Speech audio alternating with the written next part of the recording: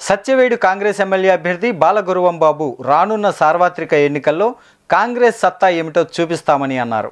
నియోజకవర్గ కాంగ్రెస్ అభ్యర్థి బాలగురువం ఈ మేరకు వరదయ్యపాలెంలోని మండలంలోని ప్రెస్ మీట్ నిర్వహించారు. తనను కాంగ్రెస్ అభ్యర్థిగా అధిష్టానం ఖరారు చేసినందుకు పార్టీ రాష్ట్ర అధ్యక్షురాలు షర్మిలమ్మ, పార్టీ అధినేత రాహుల్ గాంధీకి కృతజ్ఞతలు తెలియజేశారు.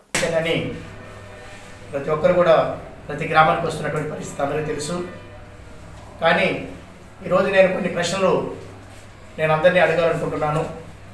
సత్యవేడు నియోజకవర్గంలో ఇప్పటిదాకా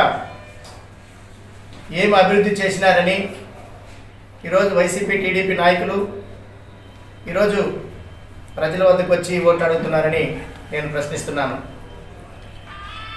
ఎన్ని వేల మందికి ఈ వైసీపీ టీడీపీ నాయకులు ఉద్యోగాలు ఇచ్చినారు? ఈ యొక్క గ్రామాలన్నిటికీ కూడా సత్యవేడు నియోజకవర్గంలో ఎన్ని హై స్కూల్స్ పెట్టారు, ఎన్ని కాలేజీలు పెట్టారు అని నేను మిమ్మల్ని సూటిగా ప్రశ్నిస్తున్నాను. అది మాత్రమే కాదు, సత్యవేడు నియోజకవర్గంలో ఇంతవరకు అభివృద్ధి చెందకుండా ఉండడానికి కారణాలు కనీస వసతులు కూడా లేవు కదా. మరి ఇన్ని రోజులు నిద్రపోతున్నారని నేను అడుగుతున్నాను. ఈ రోడ్లు వరదయ్యపాలెం బైపాస్ రోడ్డు తీసుకుంటే లోపల వస్తుంది. ఆ టౌన్లో విపరీతమైనటువంటి దుమ్ము వల్ల చిరు వ్యాపారస్తులందరూ కూడా ఇబ్బంది పడుతూ ఉన్నారు. ఎంతోమందికి అది చాలా ఇబ్బందికరంగా ఉంది. సత్యవేడు తీసుకున్నా, బుచ్చినాడి గడికి తీసుకున్నా ఈ యొక్క 3 మండలాలు మాత్రం చాలా ఘోరాతి ఘోరంగా ఉండడం గమనార్హం. కనీసం వ్యవసాయాన్ని తీసుకుంటే వారికి పంటలకు నీరు కూడా అందడం లేదు. రాజశేఖర రెడ్డి గారు కాంగ్రెస్ ప్రభుత్వం హయాంలో ఉన్నప్పుడు ఎన్ని వందలాది స్కూల్స్ని తీసుకురావడం జరిగింది. హై స్కూళ్ళు కానీ, పాలిటెక్నిక్ స్కూళ్ళు కానీ, డిగ్రీ కాలేజీలు కానీ ప్రతి ఒక్కటి కూడా కాంగ్రెస్ ప్రభుత్వం హయాంలో ఉన్నప్పుడు ఈ యొక్క విద్యకి పెద్దపీట వేయడం జరిగింది. వైద్యానికి ప్రతి మండలాల్లోనూ 100 పడకల ఆసుపత్రులని ఏర్పాటు చేయడం జరిగింది. శాంక్షన్ చేసి పనులను మొదలుపెట్టడం జరిగింది. అది మాత్రమే కాదు, అభివృద్ధి కల్పనలో ప్రతి గ్రామాల్లో రోడ్లు లేకపోయినా ఉన్నటువంటి గ్రామాలన్నిటి కూడా రోడ్లు ఏర్పాటు చేసి దానికి రూపురేఖలు మార్చడం జరిగింది. చేసిన తర్వాత కూడా దానిపైనటువంటి సీసీ రోడ్లు కానీ లేకపోతే బీటీ రోడ్లు కానీ ఏ ఒక్కరు కూడా పట్టించుకోలేదు. అప్పుడు వేసిన గొంగడి అక్కడే ఉంది. కాబట్టి దానికోసమే మీరు బాగా చేశారనే ఉద్దేశంతోనే ప్రజల దగ్గరికి మీరు వెళ్తున్నారు ఓట్లాడడానికి నేను ప్రశ్నిస్తున్నాను. ఈరోజు మన నియోజకవర్గంలో ఏం సోర్స్ లేదు చెప్పండి. భూములు లేవా? అదేవిధంగా గనులు లేవా? క్వారీలు లేవా? లేకపోతే ఇసుక లేదా? లేకపోతే ఉద్యోగాల అవకాశం కల్పించడానికి కంపెనీలు లేవా? ఏ ఒక్క విషయంలో కూడా ఏది లేదు మన సత్యవేడు నియోజకవర్గంలో. అన్నీ ఉన్నాయి, కానీ ఏది లేనట్టుగానే ఉంది ఇక్కడ.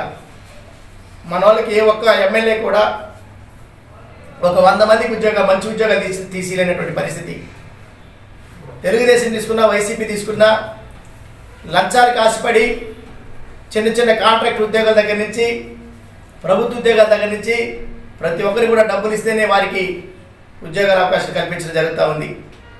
తద్వారా మీ అందరికీ తెలుసు, ఈరోజు వైసీపీ తీసుకుంటే ఈరోజు వైసీపీ పాలనలో కింద నుంచి స్టేట్ వరకు అధికారంలో ఉన్నటువంటి పార్టీల్లో పనిచేసినటువంటి ఆదిమూలం గారు, మిమ్మల్ని ఒకటైతే అడుగుతూ ఉన్నాను, ఇన్ని రోజులు మీకు తెలియలేదా ఇక్కడ అన్యాయం జరుగుతూ ఉంది? ఇక్కడ ఎస్సీ కాన్స్టిట్యున్సీలో ఒక ఎస్సీ దళిత ఎమ్మెల్యేని అవమానపరుస్తున్నారు. ఇక్కడ ఒక్కరు కూడా మాట వినడం లేదు. పెద్దిరెడ్డి రామచంద్రారెడ్డి గారు తర్వాత ఉన్నటువంటి లోకల్ లీడర్లు దున్నేసి తినేస్తూ ఉన్నారు అన్నది నీకు ఫస్ట్ అర్థం కాలేదా? మరి ఈరోజు మంచివాడిలాగా ఎలా నటిస్తున్నావు? మీరందరూ ప్రజలు గమనిస్తూ ఉన్నారు.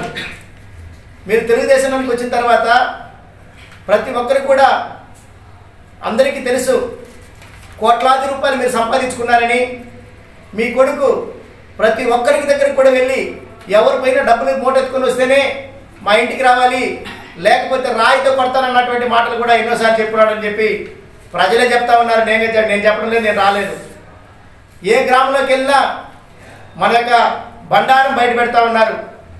మరి మీరు ఎట్లా వెళ్ళి ప్రజలను ఓడడుగుతున్నారో నాకు తెలియదు.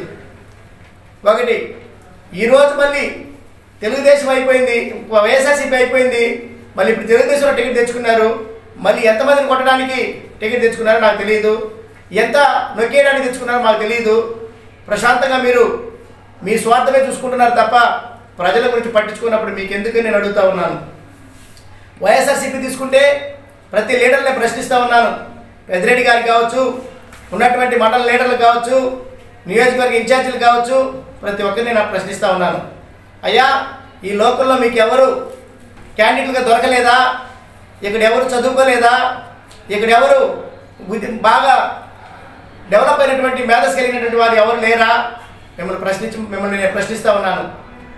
ఎందుకు కాలమంతా మేము బయట వాళ్ళకి ఊడిగం చేయాలా? ఇక్కడ ఉన్నటువంటి వాళ్ళు ఎన్ని సంవత్సరాలు గడిచినా మేము ఎప్పటికీ సత్తివేడు ఇదే విధంగా ఎండిపోయినటువంటి భూమి వల్లే ఉండాలన్నా? మేము పచ్చదనంతో చికిరించడం మీకు ఇష్టం లేదా? ఒకసారి